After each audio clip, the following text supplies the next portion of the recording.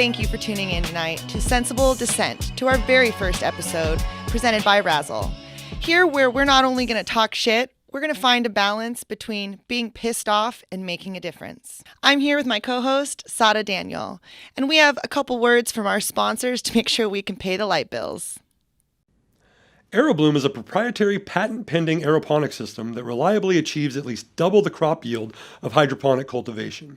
AeroBloom also uses 40 to 90% less water than hydroponics or traditional farming practices and produces a higher quality harvest with one additional crop cycle per year.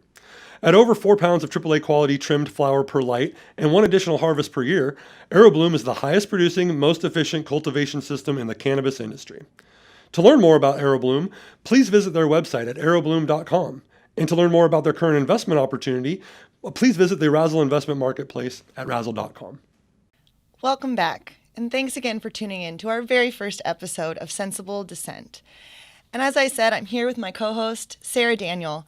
And Sara's a very dear friend of mine who I actually got a chance to meet at a Blunt Talks last year, where she won a ticket to come watch me speak about the importance of mentorship, which I thought was a really amazing connection to have. Sara is actually a first-generation Eritrean American. She's first out of the closet cannabis consumer in her family, which is very exciting to hear, and also something that we're very proud to be able to say that you're changing the stigma and the way that people view cannabis in your family. She's from Las Vegas, and we won't hold that against you. And she's very into baking, and she's currently studying to become a pastry chef, correct? She's going to be going to Long Beach City College, which is one of my alma maters. So I'm very excited to see you out there and going out to school in Long Beach. So we're really excited to hear from Sara. She's going to actually be giving us a little bit of insight of the moon and the stars today, and every episode for that matter, as well as kind of keeping me grounded. I tend to get a little bit aggressive, and I don't want to be aggressive, and she really balances me out with nice softness. But as we've said before, this really isn't about beating around the bush. This really is about exposing some hard truths and some hard things happening in society right now. But we will have a little bit of positivity, bringing in some information about the moon and the stars. So tell us about that, Sara. Awesome. Thank you, Nichole, and I'm super excited to be here. So here's just some guidance for the week. Today marks the new moon in Cancer, and new moons are always a powerful time for change. So if you want to quit smoking cigarettes or leave your toxic relationship, that would definitely be the time. But the new moon is also an emotional Cancer, so we may be feeling extra sensitive, and Saturn's also in retrograde. So try not to take yourself or anything too seriously. Smoke a blunt, chill out, and mind the business that pays you. Mind the business that pays you. I really enjoyed that. That's pretty important. I found this little bit to be personal to me. I'm a Cancer, so the Cancer moon is ultra sensitive in my little world. And I have found this past, obviously 2020 has been a reckoning for a lot of people, but I found the past, 30 days to be very eye-opening to a lot of things that I guess I didn't realize about certain people or situations. And it's really, you're right, it's time to leave that toxic relationship or quit that bad habit, because now is the time to really get a fresh start.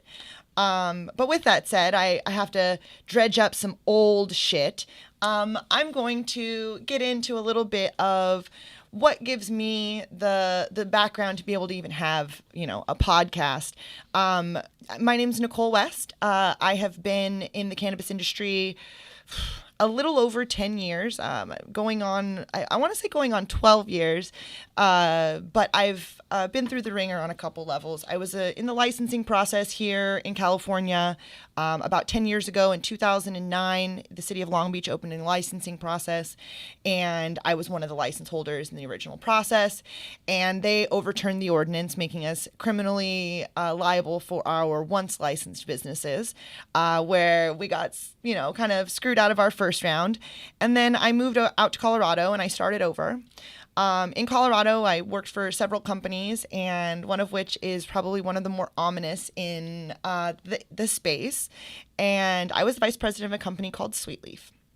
And that company was in 2017, December of 2017, was raided on behalf of a regulation that, according to the city of Denver, meant something other than what we and our lawyers had interpreted it to mean. So my first dumb law that I'm going to cite is actually going to be very personal to me. And I think that it's interesting to be able to bring this up. And I also want to make sure that everybody out there in cannabis world is also aware that, we're not really at a place yet where cannabis is out of the woods. We're not at a place where we are not still being treated with a ton of stigma and a ton of negativity in the space, especially on a regulation level or on a political level. There's still a lot of grayness out there. And I mean, if anyone's paying attention to what's going on in politics right now with presidential elections, you can see that we're still not sure what anybody thinks about cannabis. We're not. And I was out in Colorado, in a state that I believed to be at the time, the most liberal when it came to cannabis regulations, as they were one of the first to regulate and license adult use cannabis in 2012. And so we all took a plea deal over the fact that we all ran out of money, essentially, and couldn't fight the man anymore, which is unfortunate. But I want to read you the law that we were subject to being judged against. Not what I actually got any criminal charges for, but the law that they said that we violated. And now they say that we violated what is called the spirit of the law. And so I'm going to read the regulation, and we're just going to have a little banter of what the heck does this mean, right? And now I also want to make mention that after they were all arrested, the bud tenders were arrested. They didn't arrest all of the bud tenders. They arrested a group of them. After they were all arrested, they changed the law 2 weeks later to be something that now I kind of understand as maybe a violation, but this was after the fact, retroactively. So the first law that we were facing is, I'm going to get this tattooed on my body one day, R402. And now R402 is the retail marijuana laws for general sales for state of Colorado adult use sales, okay? So R402C3 states, a retail marijuana store and its employees are prohibited from selling more than 1 ounce of retail marijuana flower or its equivalent in retail marijuana concentrate or retail marijuana product during a single sales transaction to a consumer, except that non-edible psychoactive retail marijuana products, including ointments, lotions, balms, and other non-transdermal topical products, are exempt from the 1 ounce quantity limitation on sales. So let me read the sentence again. Prohibited from selling more than 1 ounce of retail marijuana flower or its equivalent in retail marijuana concentrate or retail marijuana product during a single sales transaction. Now, nowhere in the regulations does it state that a single sales transaction means per day. It doesn't tell you the limitations on a sales transaction. It doesn't tell you even really how to regulate it. So how would you interpret that law, Sara? When you read prohibited from selling more than 1 ounce during a single sales transaction to a consumer? I would consider that like I go to the dispensary, I get 1 ounce, I pay, that's a transaction. The transaction's done. That's a single transaction. If I came later, that would be a different transaction. And if the laws were developed to regulate like alcohol, in my mind, you don't track your alcohol purchases, do you? Like, does the liquor store know how many beers you bought today? No. And if you came back, could you buy more beers? Totally can. They might make a joke about it. They totally can. They might laugh at you, but they would sell you more beers. And we can go so far as even to say open containers at restaurants, right? You go buy a beer, you walk away, you drink your beer, and you come back with an empty glass and you say, please, sir or ma'am, may I have some more? Like, and they give you more, do they not? They do. They sell you more, and you drink it, and then you get more, and the limit is based on intoxication. So, to me, as a adult human, I felt like the onus was on the consumer. Your possession limits were 1 ounce. So, if I went outside and I smoked this weed and I gave it to some homeless people, couldn't I go get some more weed? Yeah, you'd still be within your possession limits of 1 ounce. So where does the spirit of the law state that 1 ounce per transaction meant per day? I don't see it anywhere. And at what point are we asking the question of how do we just let the government show up and say, well, this is how we interpret it. We don't care what you've done. Now, and if this were a liquor situation, wouldn't they have gotten like a warning, or like somebody would have come in and like fined them? Yeah, the store as a whole. Would they arrest the bartenders? No. Like, the bartenders wouldn't get arrested if the liquor was being overpoured, and the bar would be in trouble. The business would be held liable. They arrested the bud tenders and put them personally responsible.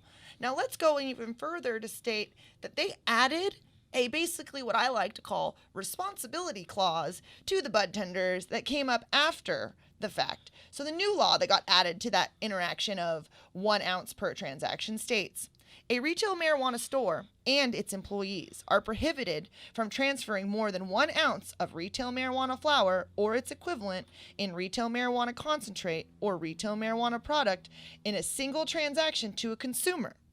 A single transaction includes multiple transfers to the same consumer to the same business day where the retail marijuana store is, or where the retail marijuana product is sold.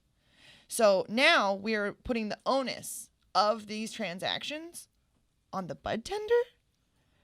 Your entry-level employee is now responsible for knowing whether or not somebody has come and gone. And let's go so far as to say, how are we tracking this, right?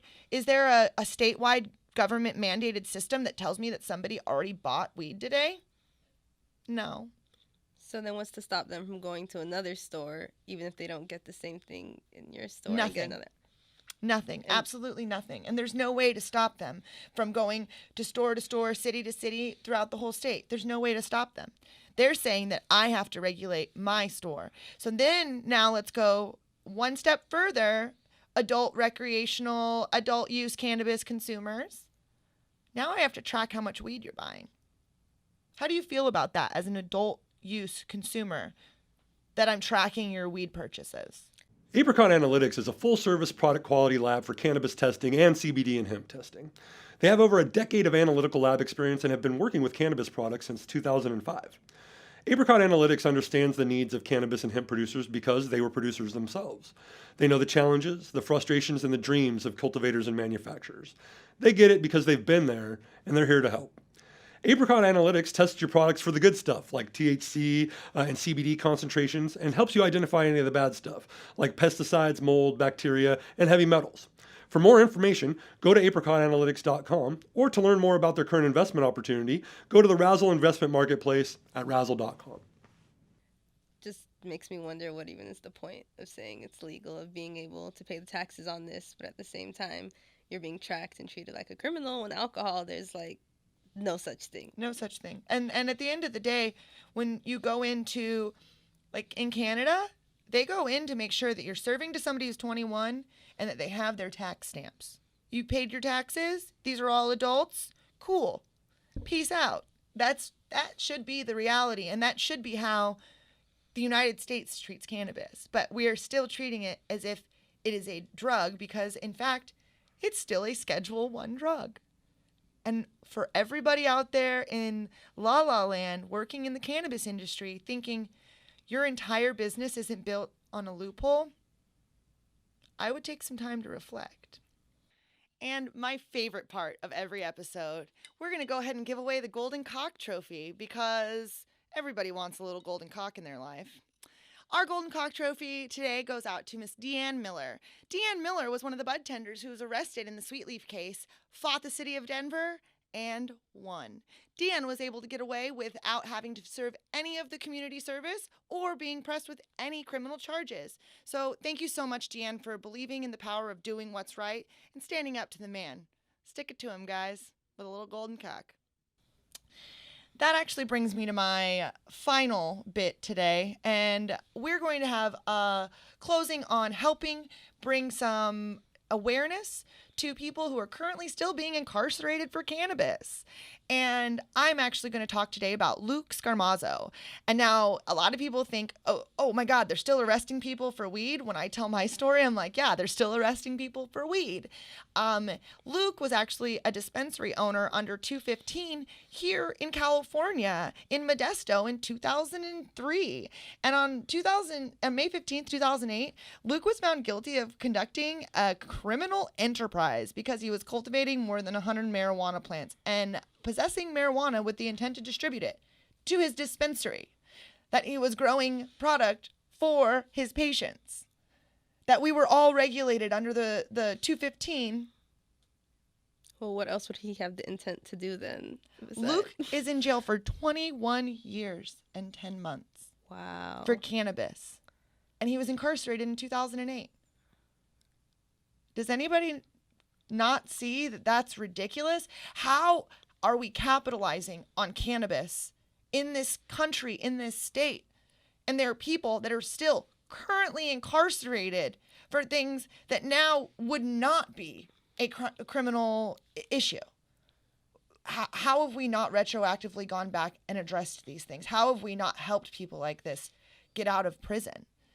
And Luke has a 15-year-old daughter who basically at this point is going to go her entire life, her entire childhood without seeing her father outside of through a window over a phone. And it's just really important that we all really focus on helping where we can. And this specific case is an obvious waste of taxpayers' money. By allowing the investigation by the DEA and the Modesto Police Department, this entire thing was a complete abuse of power as well as a waste of time and money. Think about all the things we could have done rather than investigating a man who owned a dispensary and was selling product to sick people. So right now, there's not a whole lot we could do outside of petitioning in Modesto as well as with the state for clemency for Luke. But also, Luke could really use some letters. He probably gets pretty bored and lonely in there.